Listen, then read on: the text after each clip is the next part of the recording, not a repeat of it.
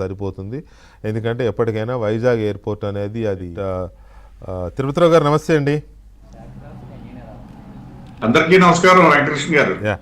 నమస్కారం తిరుపతిరావు గారు. ఎప్పటి నుంచో కళ ఇది ఒక భోగాపురం ఇంటర్నేషనల్ ఎయిర్పోర్ట్, ఇంకా క్లియర్గా చెప్పాలంటే అల్లూరి సీతారామరాజు అంతర్జాతీయ విమానాశ్రయం మరో 2 రోజుల్లో 1వ తేదీన ప్రధాని నరేంద్ర మోదీ చేతుల మీదుగా అది ప్రారంభం కాబోతోంది. ఈ ప్రారంభం కాబోతోంది అనే సంతోషం ఇవాళది కాదు, దాదాపు ఒక 8 సంవత్సరాలది. ఈ 8 సంవత్సరాల్లో ఎన్ని అవరోధాలు సృష్టించాడండి మహానుభావుడు, ఎన్ని అవరోధాలు, అన్నీ తెలిసినవే. ఇన్ని అవరోధాలు సృష్టించి మళ్ళీ ఇప్పుడు ఈ క్యాంపెయిన్ అంటే క్యాంపెయిన్ని పట్టించుకోవాలా మనం అని మీరు అంటారేమో, అదే పోతోంది. ఇప్పుడు రేపు పొద్దున ఏదో వంక పెట్టుకున్నాడు వస్తున్నాడు, ఆయనకి శ్రీకాకుళం వస్తున్నాడు. వాళ్ళ మాజీ మంత్రి గారు జైలుకి వెళ్ళాడు పాపం, స్వాతంత్ర పోరాటంలో జైలుకి వెళ్ళాడు ఆయన. ఆయన ఓదార్చడానికో పరామర్శించడానికో పలకరించడానికో వస్తున్నాడు ఆ వంకతో వచ్చి రేపు పొద్దున ఖచ్చితంగా దీని మీద మాట్లాడతాడు. చంద్రబాబు నాయుడు క్రెడిట్ ఇదంతా నాదే ఇదంతా అని. సో దీని మీద మీ వ్యూ ఏంటి ఫస్ట్ తిరుపతిరావు గారు?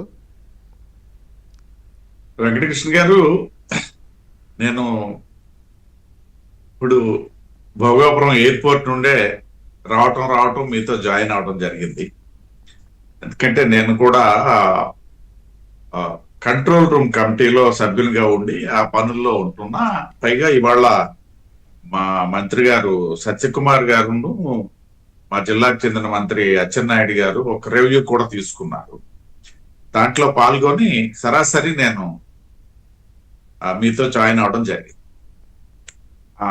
ఇటీవల ఒక 4-5 రోజులుగా డైలీ వెళ్ళొస్తున్నాం ఈ పనుల మీద, ఏదైతే ఏర్పాట్లకు సంబంధించినటువంటి అంశం. అంటే ఇవాళ అంటే నా వరకు అయితే ఒకటి ఉత్తరాంధ్ర వాసిగా ఒక సంతృప్తి, 2 భారతీయ జనతా పార్టీ కార్యకర్తగా మరింత సంతృప్తి. దానికి కారణం ఏంటి, ఎందుకు భారతీయ జనతా పార్టీగా అంత సంతృప్తి, మరింత సంతృప్తి అన్నాననేసి అంటే, మీకు గుర్తుండే ఉంటుంది సరిగ్గా 20 సంవత్సరాల కిందట శంషాబాద్ ఎయిర్పోర్ట్ ఓపెనింగ్. నేను ఊరకే చెప్పట్లేదు, మీరు చెప్తున్నటువంటి క్రెడిట్ చోరీకి సంబంధించింది కూడా అంశం కూడా ఇందులో విమిడి ఉంది. శంషాబాద్ ఎయిర్పోర్టు ప్లానింగ్ అంతా జరిగింది ఎన్డీఏ ప్రభుత్వం, ఇక్కడ రాష్ట్రంలోనూ ఆ రోజు చంద్రబాబు నాయుడు గారు, అదే విధంగా కేంద్రంలో కూడా జరిగింది. దురదృష్టవశాత్తు 2004లో ఓడిపోయిన తర్వాత గవర్నమెంట్ అటువంటి పరిస్థితి, సోనియా గాంధీ వచ్చి ఓపెన్ చేస్తే మాకు కళ్ళల్లో కన్నీరికి బదులు నెత్తురు కారిందన్నమాట.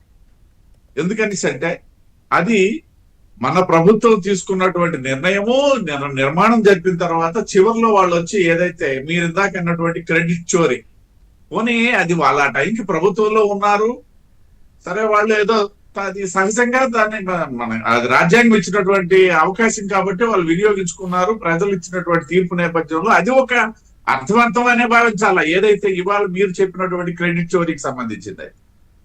ఎందుకనేసి అంటే ఇది 2014 తర్వాత, మీరు 8 సంవత్సరాలు అంటున్నారు కానీ దానికి శంకుస్థాపన జరిగి సరిగ్గా 6 సంవత్సరాల పైచిలికి అయ్యింది. వెంకటకృష్ణ ఇది 2 సంవత్సరాలు, అక్కడ 4 సంవత్సరాలు. ఎందుకంటే 2015లోనే అది శంకుస్థాపన జరిగింది కదా. సో ఆ వేళ జరిగిన తర్వాత ఈ వైసీపీ ప్రభుత్వం వచ్చిన తర్వాత సరే కట్టడం మానేస్తే పోయా, వాళ్ళకి ఇంట్రెస్ట్ లేదు, కట్టడం మాని అని కొంత తర్వాత ఇవాళ జరిగే పని ఎప్పుడైనా జరుగుతుందని అంటే ఇవాళ జరుగుతుంది కదా. కానీ దానికి కల్పించినటువంటి ఆటంకాలు చరివితీరణం అవుద్ది. మా సోదరులు రవికుమార్ గారు చెప్పారు ఆల్రెడీ, ఏదైతే ల్యాండ్ తగ్గించడం అయితేనేమి, లేకపోతే ఇతరత్ర సాంకేతిక అంశాలు సృష్టించడం అయితేనేమి. నేను మీకు గుర్తుందో లేదో వెంకటకృష్ణ గారు, ఈ సందర్భం వచ్చినప్పుడల్లా కూడా 2014లో హైవే విస్తరణలోన అక్కడ ఫ్లైఓవర్ కూడా కట్టారని చెప్తుండేవాడిని మీ సమక్షంలో. ఇవాళ ఆ ఫ్లైఓవర్ పని పూర్తవుతుంది, ఆ ఫ్లైఓవర్ మీద నుండే వచ్చాను ఇవాళ నేను. గ్రేట్, అది ఆనందం. ఎందుకు అంటే ఉత్తరాంధ్ర వాసిగా ఆనందం అనేసి అంటే, పార్టీ కార్యకర్తగా నా ప్రధానమంత్రి, నా ముఖ్యమంత్రి వచ్చి ఓపెన్ చేస్తున్నారు అనేది ఒక ఆనందం అయితే, ఉత్తరాంధ్ర వాసిగా ఏంటంటే శంషాబాద్ ఎయిర్పోర్ట్ ఓపెన్ చేసిన రోజుల్లో మాకు అనిపించేది అనమాట. ఎప్పుడైనా విశాఖపట్నం గురుండే కాదు, విజయవాడ గురుండే కాదు, తిరుపతి గురుండే కాదు, ఆంధ్ర ప్రాంతంలో ఎప్పుడైనా ఇట్లాంటి ఎయిర్పోర్ట్ ఒకటి చూస్తామా అన్నటువంటి పరిస్థితి నుండి ఇవాళ మేము చూసాం సార్ వెంకటకృష్ణ గారు, చూస్తున్నాం రోజు కూడా. అంత అద్భుతమైనటువంటి ఎయిర్పోర్ట్. ఏదైతే ఆ ఆకారం కూడా మేము టేకు చేప అంటాం అనమాట, మాకు సముద్రంలో దొరుకుతుంది టేకు చేపని, దానికి బారు తోక కూడా ఉంటుంది, ఆ తోక మాదిరి డిజైన్ చేశారు. ఏదైతే ఇక్కడ ఉన్నటువంటి తీర ప్రాంతంలో ఉన్నటువంటి వాతావరణము, లేకపోతే తుఫాను గాలులు, వీటన్నిటి నేపథ్యంలో చేసిన డిజైన్ అది. ఇతర ప్రాంతాల్లో డిజైన్ కి ఇక్కడికి డిఫరెన్స్ ఉంది. ఆ డిజైన్ నేపథ్యంలో చేశారు. దాని ముందు ఒక పాండు పెట్టారు. ఇవన్నీ ఇప్పుడు ఇంకా చెప్పడానికంటే ఇంకా చాలా వరకు ఉన్నాయి. కానీ అటువంటి ఒక అనుభూతి, ఒక అంతర్జాతీయ స్థాయి ఎయిర్పోర్ట్ మా ఉత్తరాంధ్రకి.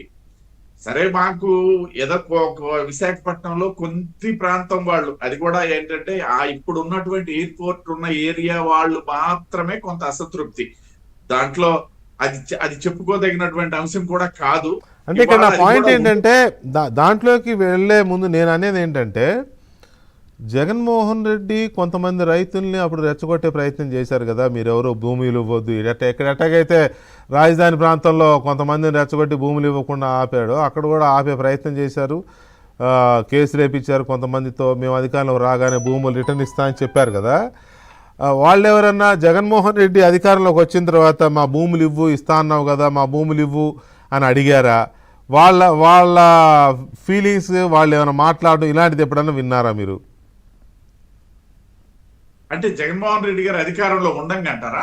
ఉండంగానే జగన్మోహన్ రెడ్డి అధికారంలో రాకముందు నేను అధికారంలో రావడం, ఈ భూములు తిరిగి ఇవ్వడం చేస్తానన్నారు. చేయకపోగా 2023లో మళ్ళీ చేసిన దానికే మళ్ళీ శంకుస్థాపన చేశారు కదా. అప్పుడు అక్కడ ఆ ప్రాంత రైతులు, ఆ భూములు ఇచ్చిన రైతుల ఫీలింగ్స్ ఎలా ఉండేవి, ఇప్పుడు కూడా ఎలా మాట్లాడుకుంటున్నారు వాళ్ళు? అంటే రైతులకు సంబంధించి ఆయన ఇచ్చినటువంటి విషయాలను అక్కడ ఎవరు కూడా పట్టించుకున్నటువంటి పాపాన్ని పోలేదని నేను చెప్పగలను, నాకున్న సమాచారం మేరకు, అక్కడ ఉన్న వాతావరణం మేరకు. ఎందుకంటే ఇప్పుడు ఆ ప్రాంతం అనేది ఇప్పుడు 100 సంవత్సరాల తర్వాత కూడా ఇవాళ చూసినటువంటి అభివృద్ధి చూస్తాము అన్నటువంటి ఆలోచన ఉన్నటువంటి రైతులు కానీ, ఆ భూములు కానీ అలాంటివి కాదు వెంకటకృష్ణ గారు. ఇవాళ వచ్చినటువంటి అక్కడ భూమి చూస్తే, ఏదైతే రియల్ ఎస్టేట్ భూమి అనొచ్చు, లేకపోయినట్టు ఇతరత్ర, అంటే అమ్ముకునే వాళ్ళ గురిండేనే కాకుండా ఉన్న వాళ్ళ తాలూకా సంతృప్తి ఇవన్నీ చూస్తే బహుశా జగన్మోహన్ రెడ్డిని విశ్వసించలేదనే నేను కరెక్ట్ గా చెప్పగలను ఖచ్చితంగా. ఇంకోటి ఏంటనేసి అంటే, ఇవాళ ఆ ఎయిర్పోర్ట్ నిర్మాణం అయిన తర్వాత ఆ ప్రాంత ప్రజల్లో, సరే గతంలో అంటే జనరల్ గా రైతులకు సంబంధించి ఎవరైనా ఒకరిద్దరు లేకపోతే ప్రేరేపితులు ఉండొచ్చేమో గాని, ఇవాళ ఉన్నటువంటి ఆ రైతుల తాలూకా లేదా ఆ ప్రాంత ప్రజల తాలూకా సాటిస్ఫాక్షన్ లెవెల్స్ లెవెల్ ఏదైతే ఉందో అది అద్భుతంగా ఉంది. ఎందుకంటే వాళ్ళు, నేను చెప్పాను కదా, నభూతో నా భవిష్యత్తు, అసలు ఎప్పుడు ఊహించినటువంటి ప్రాంతం. ఇప్పుడు ఇంకా నేను ఇందాక చెప్పినటువంటి శంషాబాద్ అనేసి అంటే, అది పెరుగుతున్నటువంటి సిటీ, ఎప్పుడో ఒకప్పుడు ఎయిర్పోర్ట్ లేకపోయినా అక్కడికి మరో 10 సంవత్సరాల తర్వాత ఏదైనా వెళ్తుంది అన్నటువంటి పరిస్థితి ఉంటుంది. ఇవాళ ఆ పరిస్థితిలే. ఇవాళ ఉత్తరాంధ్ర వాసుల తాలూకా ఆలోచన, ప్రత్యేకించి శ్రీకాకుళం, విజయనగరం జిల్లాలు, ఇందాక పెద్దలు విక్రమ్ పూలా గారు కూడా చెప్పారు, విశాఖపట్నం అనేసి అంటే అది కొంత అభివృద్ధి చెందింది, మేము అందరం దాని మీద ఆధారపడి అక్కడ జీవనం సాగిస్తున్న వాళ్ళని. ఆ రెస్ట్ ఆఫ్ ప్రాంతం ఏదైనా ఉందంటే అది సింహభాగం, విశాఖ, శ్రీకాకుళం పూర్వ జిల్లాల్లో ఉంది. ఈ ప్రాంతంలోకి సంబంధించి ఇవాళ ఈ ఎయిర్పోర్ట్ కూడా ఈ విజయనగరం జిల్లాలో ఉంది. పేరు విశాఖపట్నం ఉన్నా సరే అది విజయనగరం జిల్లాలో ఉంది. శ్రీకాకుళంకి కేవలం 50 కిలోమీటర్లు 35 నిమిషాల జర్నీలో ఉంది. ఇవన్నీ కూడా భౌగోళికంగా కూడా రాబోయే రోజుల్లో గ్రేటర్ విశాఖపట్నం అటు అనకాపల్లి నుండి, తుని నుండి ఇవాళ శ్రీకాకుళం వరకు విస్తరించిన ఆశ్చర్యపోవాల్సినటువంటి పని, అందులో డౌట్ ఏముంది, అందులో సందేహమే లేదు. ఒక్క నిమిషం తిరుపతిరావు గారు, రవికుమార్ గారు, సరే ఈ అవరోధాలు, జగన్మోహన్ రెడ్డి క్రెడిట్ చోరీ, ఇవి ఎప్పుడు ప్రతి దాంట్లో నాదే అంటారు.